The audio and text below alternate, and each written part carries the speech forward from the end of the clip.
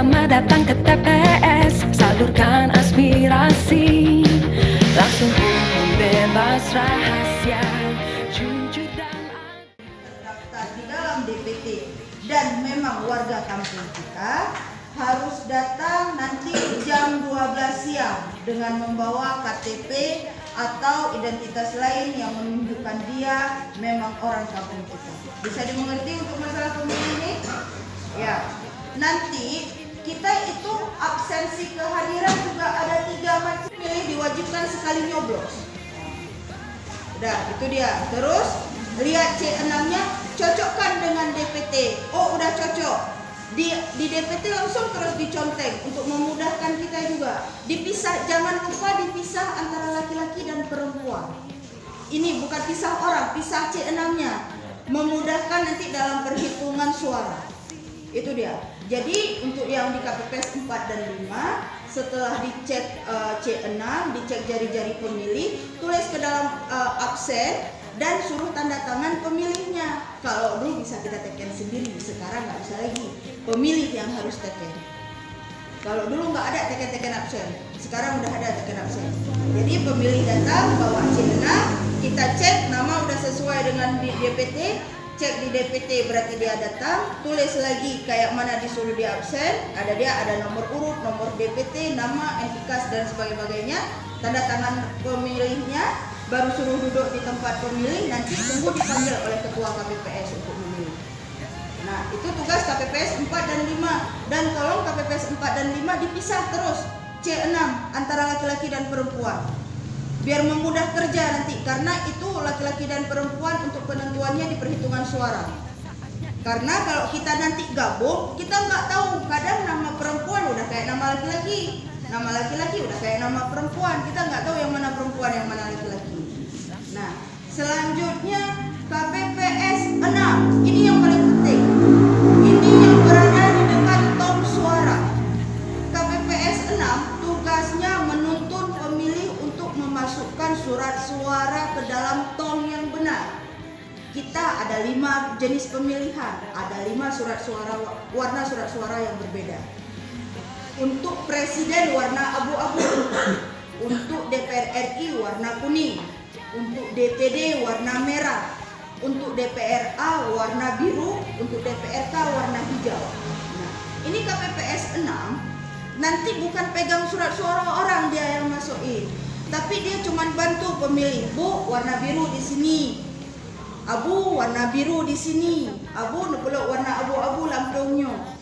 Jangan sampai salah masukin. Efeknya kapan? Lama selesai waktu hitung suara.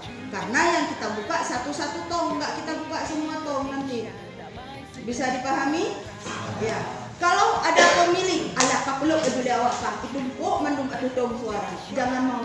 Kecuali pemilih yang memang udah nggak bisa lama berdiri, lagi urung katuha, gejak payah gebatungkan dengan kursi roda, itu bisa dibantu masukin. Tapi kalau udah pemilih hai lagi tenyo, ibu-ibu, kakak-kakak, adik-adik, menyanahan jeda perlu belikan itu. Jadi KPPS 6 tolong tidak boleh pegang surat suara pemilih, tapi hanya menuntun untuk memasukkan surat suara ke warna tong yang benar. Nggak perlu dihafal presiden warna abu-abu, nggak perlu, karena udah ada warnanya di tong suara itu. Nggak perlu kita hafal, oh presiden abu-abu, oh DPR RI warna kuning, nggak perlu, karena di situ udah ada warnanya. Jadi tinggal dimasukin aja nanti. KPPS 7 ini tinta. Tolong untuk di meja tinta jangan disediakan kain lap. Jangan sampai ada kain lap di situ, nggak ada dalam peraturan, dalam undang-undang untuk menyediakan kain lap di meja tinta. Jangan nanti pemilih udah siap dicelupin tangannya ke tinta dipigi lap. Lagi sama hana sih, karena tinta itu begitu langsung lap dia biasanya cepat hilangnya. Nah, jadi biarin aja di situ. Kalau memang supaya jangan merembes ke meja, taruh aja plastik atau apalah kayak gitu, tutupin alas mejanya. Nah, tapi jangan disediakan kain lap sengaja khusus. Malahan ada TPS yang gantung lagi di pintu keluar kain lap.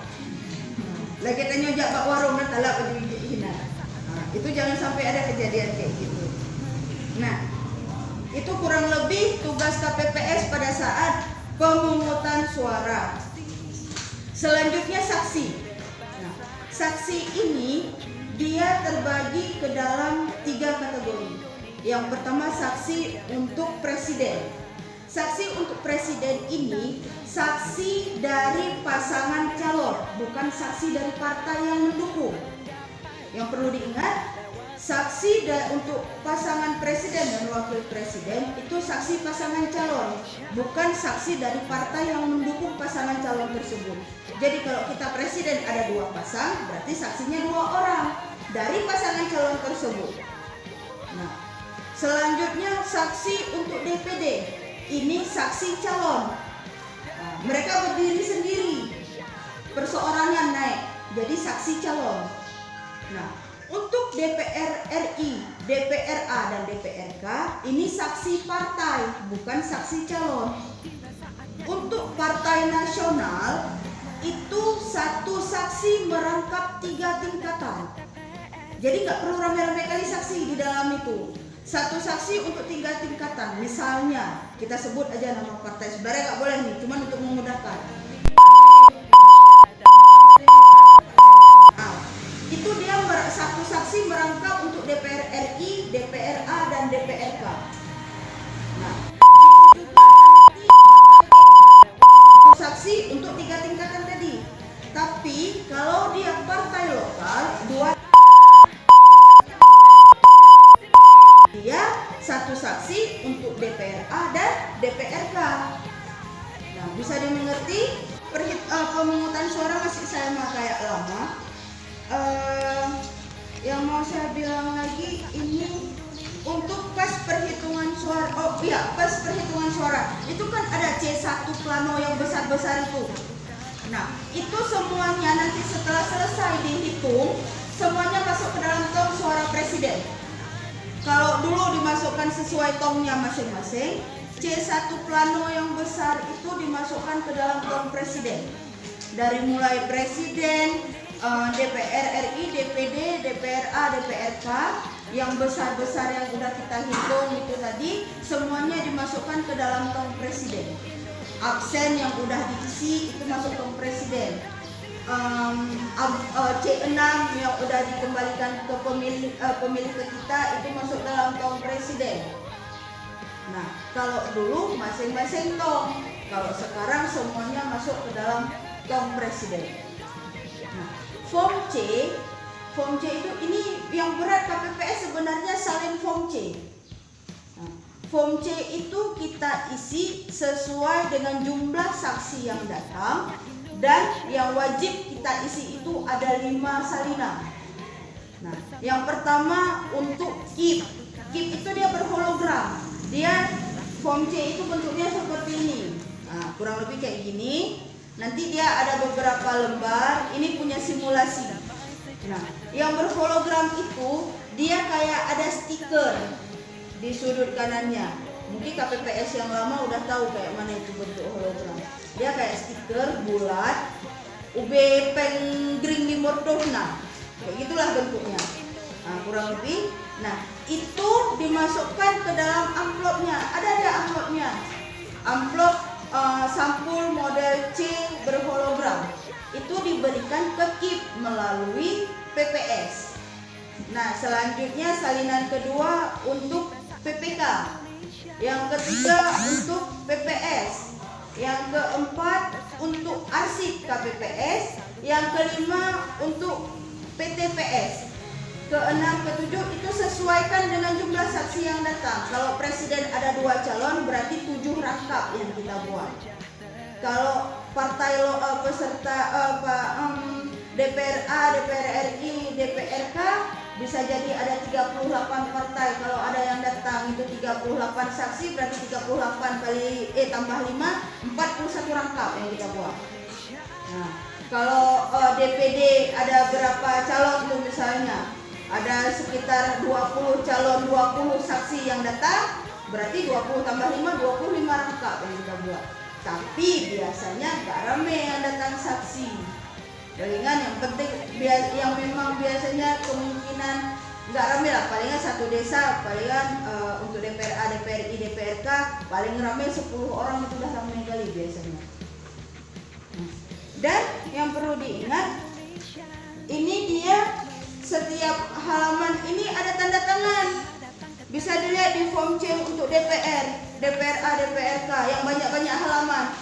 Setiap halaman ada tanda tangan. Jangan lupa di tanda tangan ditulis nama dan tanda tangan. Ada 10 lembar lah kita tanda tangan di situ. Usahakan KPPS dulu yang tanda tangan. Jangan belum siap KPPS luar saksi tanda tangan. Dan jangan kasih form C kosong untuk saksi. Ini semua wajib diisi oleh KPPS. Ada 41 rangkap KPPS isi. Ada 15 rangkap KPPS isi. Ada 7 rangkap KPPS isi. Jangan dikasih form C kosong ke saksi. Dan jangan mau juga tanda tangan dulu punya saksi kalau punya kita belum selesai. Itu nanti ada yang namanya berita acara serah terima form C dari KPPS ke saksi. Usahakan tanda tangan itu dulu. Saksi tanda tangan itu dulu baru kita kasih form C. Jangan nanti udah luar kita kasih dia nggak tanda tangan berita acara serah terima itu.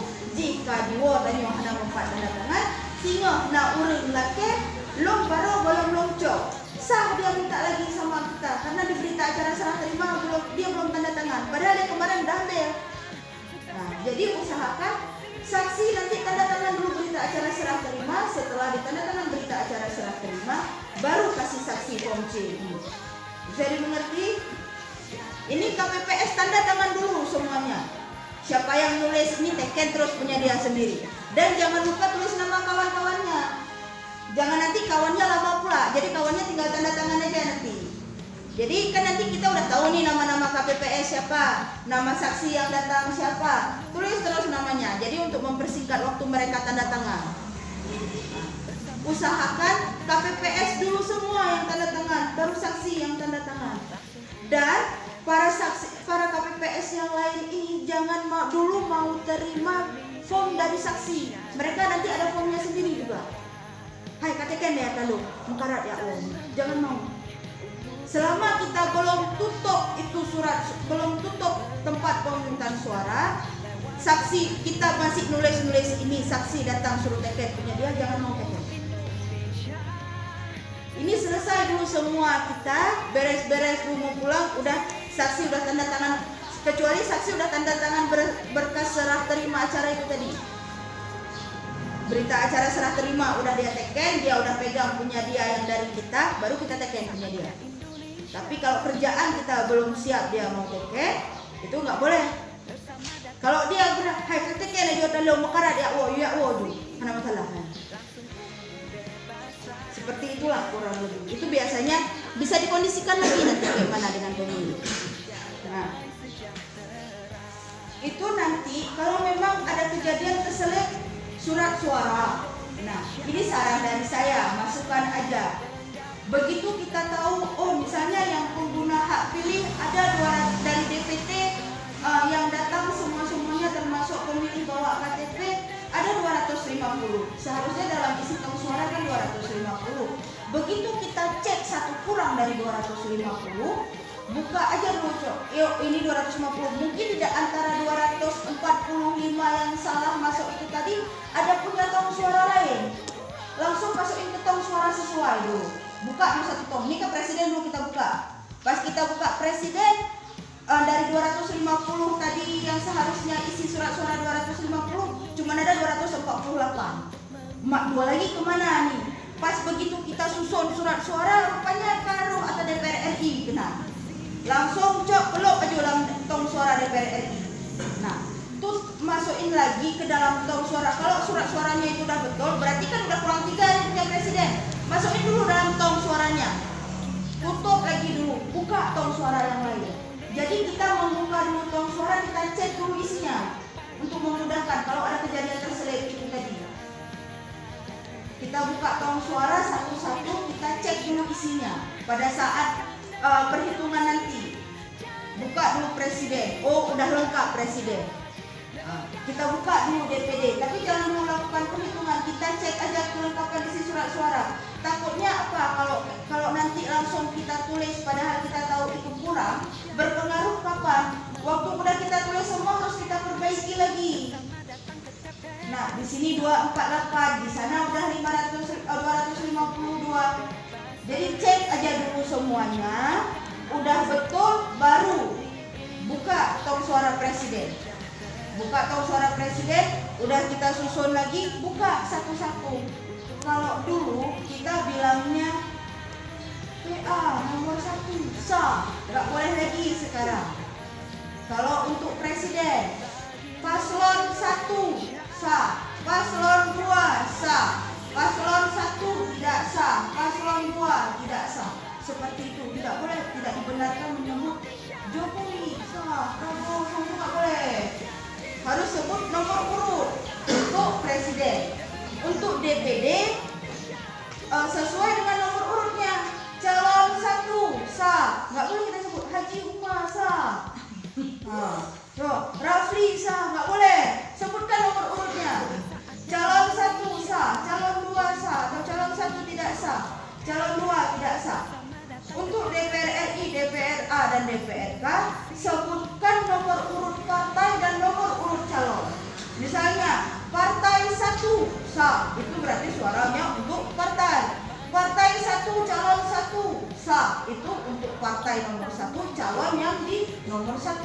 Nggak dibenarkan. Partai PKB simpulan sah, nggak boleh lagi.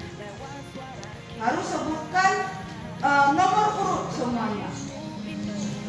Kalau dulu pernah kata Haji Umar sah, Rafli sah, sekarang nggak boleh lagi. Harus sebutkan nomor. Nah, itu dia.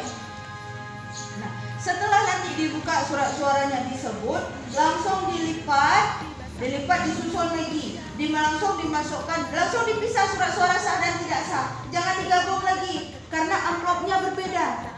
Amplop antara surat suara sah dan tidak sah itu berbeda. Jangan nanti digabung, payah buka lagi satu-satu yang mana sah, yang mana tidak sah. Capek lagi kerja kita. Biasanya yang bikin lama di situ.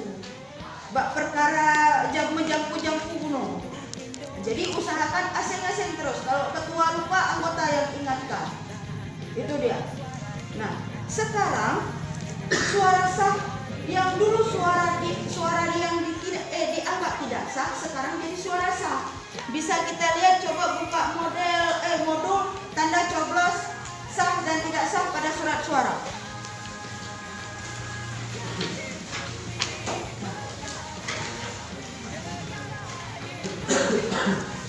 Mungkin agak buram dikit, tapi di buku ada itu halaman 39. Nah, kalau di buku yang ada punya buku halaman 39.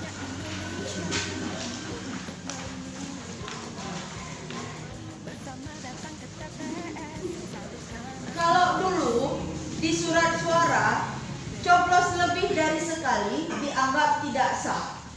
Sekarang kalau masih dalam satu pasangan calon, mau udah dia coblos di nama, di foto, di partai yang mendukung, mau di mana dia coblos, kalau masih dalam satu calon dianggap sah. Sekarang banyak kali surat suara yang dulu dianggap tidak sah, sekarang dianggap sah. Nah, kita lihat ini surat suara untuk presiden. Dia coblos di bawah nomor calon, masih dalam satu pasangan calon. Ini sah. Surat suaranya ke pasangan, sahnya ke calon yang dicoblos. Nah, yang kedua itu dia coblos di partai yang mendukung calon tersebut. Kalau masih dalam satu pasangan calon, ini sah suaranya untuk calon yang dicoblos. Nah, ini dia coblos pas-pas di pinggir garis. Pas-pas di pinggir garis kolom pasangan calon. Kalau dulu kok udah kena pinggir garis kayak gini udah nggak sah. Sekarang ini sah. Nah, jadi ketua KPPS nanti arahkan pemilihnya waktu saat buka TPS ini tadi. Tolong kepada pemilih kalau mau coblos presiden, coblos di foto, di nomor urut atau di nama calon. Biar memudahkan, coblos sekali aja, jangan banyak-banyak kali coblos. Bilang coblos kayak gitu, itu untuk modal kerja KPPS. Kalau mau coblos untuk caleg, coblos di nama calegnya aja. Kalau mau dukung partai, coblos di nama partainya aja. Cukup coblos sekali, jangan banyak-banyak kali coblos. Nah, kalau mau dukung calon DPD, coblos di foto, di nomor atau di nama. Cukup sekali coblos aja, jangan banyak-banyak kali coblos. Ini memudahkan kalian semua, karena perkara lebih dari sekali coblos ini merebak gaduh dan mendawangan saksi analis di jum 2 juz. Jih pegasah, hanya pegahana sah. Jih pegahana sah, hanya pegasah. Jadi menghindari hal-hal itu, katakan kepada pemilih, sampaikan cukup sekali coblos aja. Kalau dia mau dukung calegnya, coblos di calegnya aja. Nggak usah lagi coblos di partai. Kalau dia mau dukung partainya, coblos di partainya aja. Kalau dia mau dukung di presiden, di calonnya, itu coblos di foto aja atau di nama aja. Jangan banyak-banyak kali tempat coblos. Nah, selanjutnya ini untuk partai, dia coblos pas di logo partai. Ini sah, suaranya ke partai. Nah, selanjutnya dia coblos di logo partai sama di 2 nama calon. Kalau dulu nggak sah, ini sekarang sah, suaranya masuk ke partai. Nah, selanjutnya dia coblos di 2 nama calon. Di partai nggak ada coblos, tapi dia coblos di 2 nama calon yang berbeda. Ini tetap masih dalam satu kolom partai. Ini suaranya sah.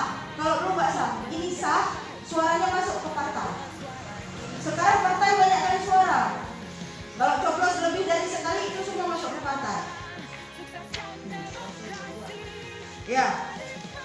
Ada ini dia coblos di kolom partai, udah di nomor urut, di logo partai, di nama partai. Ini sah, suaranya masuk ke partai.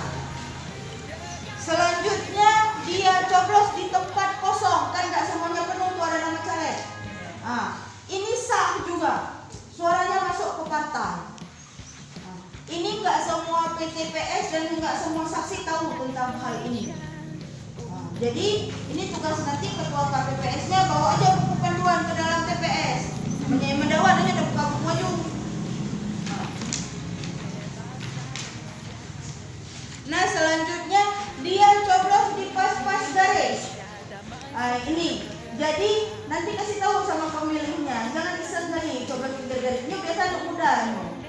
Anak-anak muda pemilih pemula iseng ini. Udah tahu dia harus coblos di foto dan di sini udah dijelaskan. Ngapain dia coblos di garis? Kalau masih kena garisnya, ini sah. Kalau masih dalam satu kolom partai, suaranya jatuh ke partai. Nah, selanjutnya dia coblos di antara garis pemisah nomor 4 dan nomor 5 atau antara nomor 3 dan nomor 2. Bukan di mongga, nggak dengar coblos. Ini sah, suaranya untuk partai.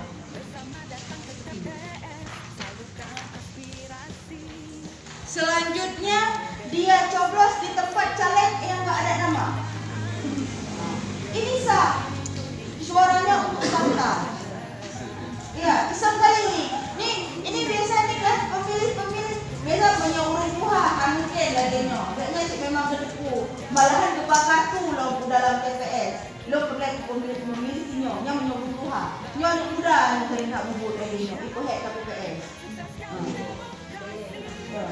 Ini dia coblos di nomor urut partai sama di tempat caleg yang kosong. Ini sah, suaranya untuk partai.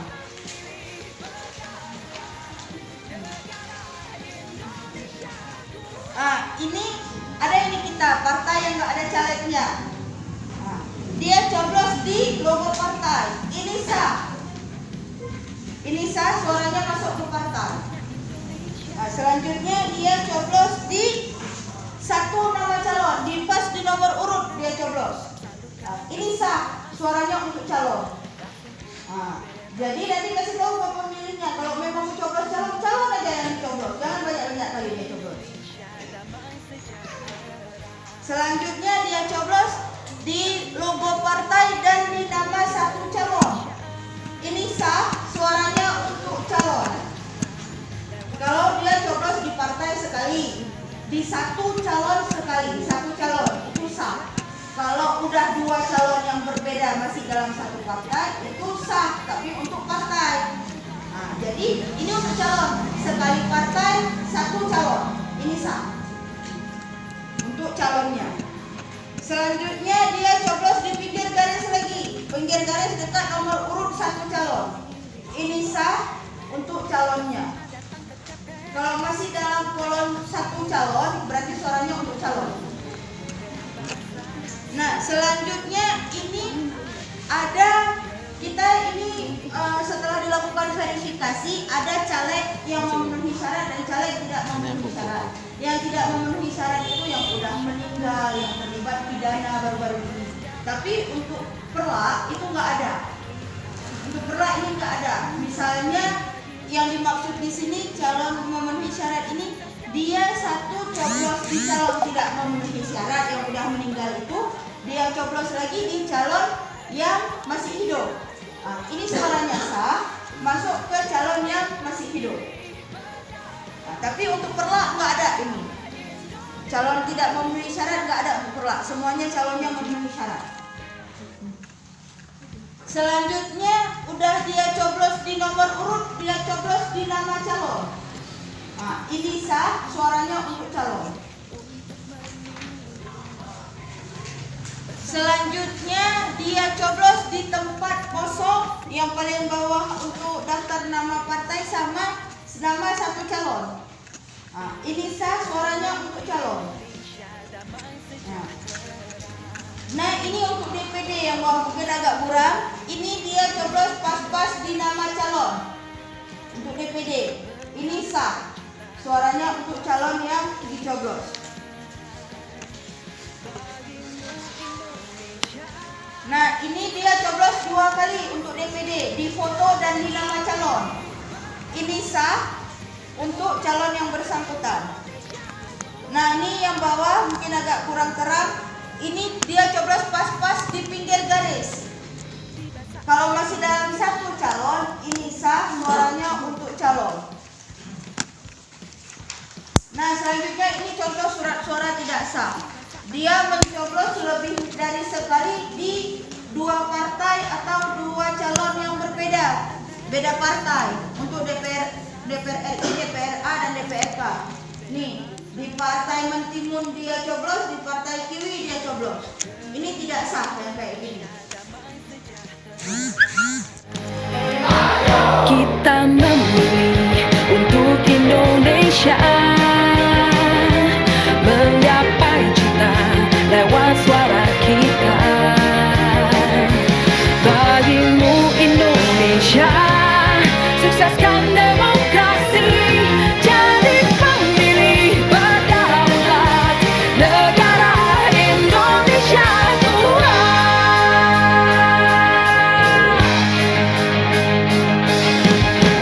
Tiba saatnya Indonesia untuk memilih. Bersama datang ke TPS, salurkan aspirasi. Langsung umum, bebas, rahasia, jujur dan adil, demi Indonesia damai sejahtera.